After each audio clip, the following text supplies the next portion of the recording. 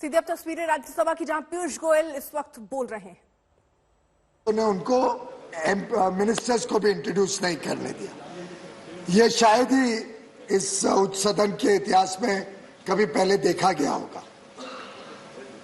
और सदन की परंपरा यह है कि जब तक मिनिस्टर इंट्रोड्यूस नहीं हो तब तक वो भाग नहीं ले सकते एक मंत्री के तौर पे सदन की कार्रवाई में।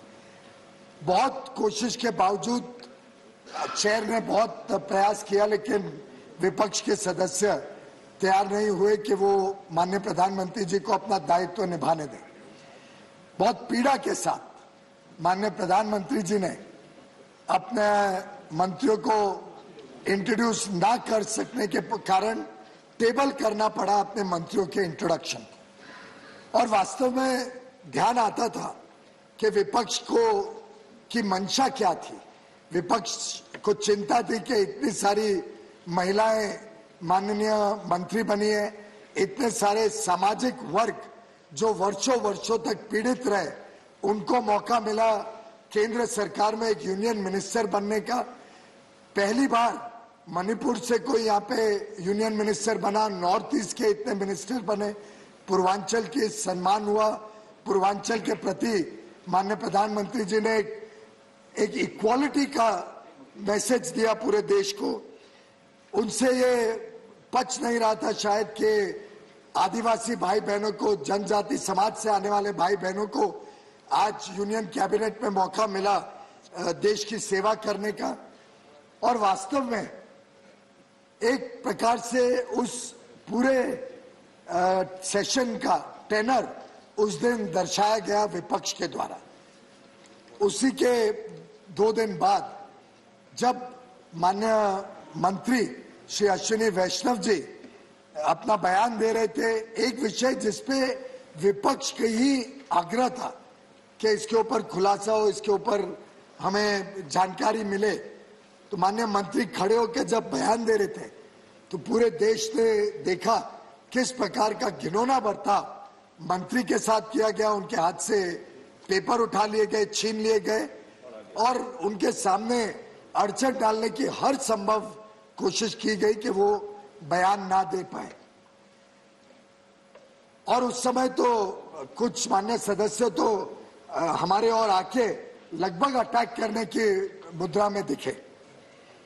और ये सिलसिला माननीय अध्यक्ष जी समय समय पे देश ने देखा, चेयर का अपमान होते हुए देखा, हमारे अधिकारियों का अपमान होते हुए देखा, अन्य मान्य सांसदों का अपमान हुआ और पूरे सदन की गरिमा को पूरी तरीके से ध्वस्त करने का हर संभव प्रयत्न विपक्ष ने पिछले मॉनसून सेशन में किया।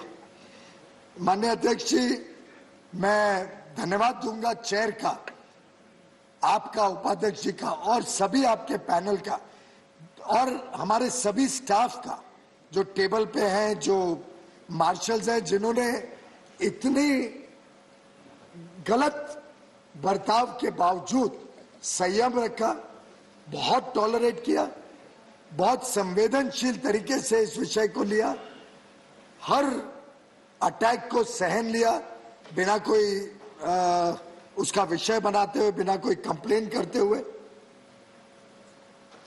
उसके बाद बढ़ते बढ़ते जब एक माननीय सदस्य ने एकदम चेयर के ऊपर ही लगभग हमला बोल दिया, तब कोई चॉइस नहीं थी, उनको एक दिन के लिए सस्पेंड किया गया।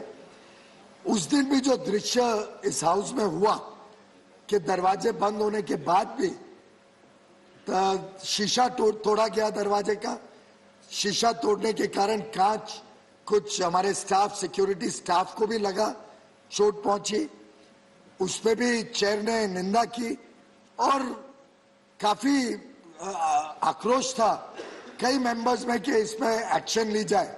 लेकिन एक संवेदनशील चेयर और सबकी इच्छा के हाउस चलने कोशिश की जाए, एक्शन आगे और बढ़ाया नहीं गया। चलते चलते अध्यक्ष जी 9 तारीख, 10 तारीख, 11 तारीख जो घटनाएं इस सदन में हुई, 9 तारीख को आपको ध्यान होगा कि एक अचानक डिवीजन मांगा गया, सब विपक्ष अपनी अपनी कुर्सी में जाके डिवीजन मांग लिया। साधारणतः इस बात की चेतावनी पहले दी जाती है।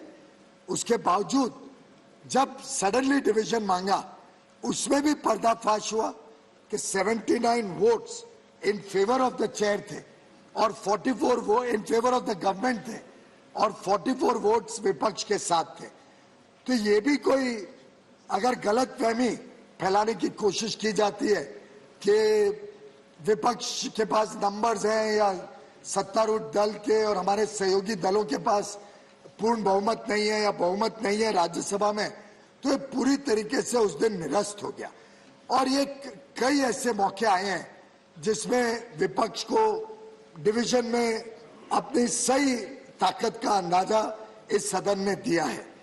माननीय अध्यक्ष महोदय, आज ही मैं देख रहा था बाहर किसी माननीय सदस्य ने, मेरा आग्रह होगा बाहर की बात अब अंदर नहीं सर, मैं स्पष्टीकरण इससे कर रहा हूं क्योंकि माननीय लीडर ऑफ द ऑपोजिशन ने ऐसे आरोप लगाए। ठीक है, उसको आप चलिए, मैं बाहर की बात नहीं कहता हूं, पर कई बार कई सदस्य कहते हैं कि हम इसलिए सस्पेंड कर रहे हैं 12 सदस्यों को क्योंकि हमारे पास संख्या नहीं है।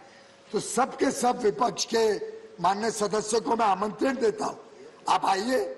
जिस विषय पे अभी डैम सेफ्टी बिल बातचीत होने वाली है, आज करना हो, कल करना हो, परसों करना हो, जब आप चाहें आप डिवीजन मांगिए और डिवीजन करके देख लेते हैं। सबको ध्यान में आ जाएगा, पूरा देश देख लेगा क्या परिस्थिति है, किसके पास पूरा बहुमत है, किसके साथ सदन खड़ा है और सच्चाई के साथ ये सदन खड़ा है और पूरी सच्चाई देश के सामने स्वयं